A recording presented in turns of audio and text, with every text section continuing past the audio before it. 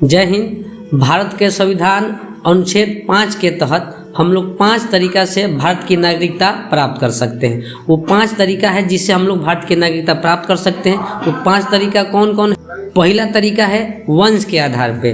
वंश के आधार पे बोले तो जैसे अगर माता पिता भारतीय हैं तो आप भी भारतीय हैं। जैसे मेरे मम्मी पापा अगर भारत के नागरिक हैं तो हम भी भारत के नागरिक हैं, ये वंश के आधार पे।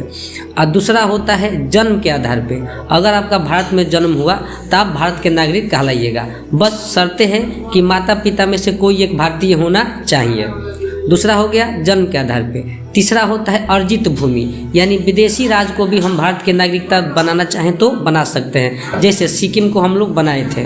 76वां संविधान संशोधन 16 मई 1975 में 22वां राज्य बना था। चौथा है पंजीकरण, यानी 5 साल भारत में रहिएगा तब आपको भारत की नागरिकता मिलेगा।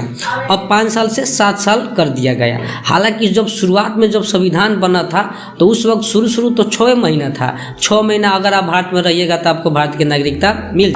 बाद में करते करते इसको 5 साल किया गया, 5 साल से 7 साल किया गया, जिसको पंजीकरण करते हैं। ओकरा बाद अब है दसीकरण। दसीकरण बोले तो 10 साल अगर आप भारत में रहिएगा तब आपको भारत की नागरिकता मिले। अब हालांकि 11 से 14 साल लगभग हो गया है, यानी कम से कम आपको भारत की नागरिकता लेना है तो 11 से 14 साल भारत में रहना पड़ेगा तब आपको भारत की नागरिकता मिलेगा।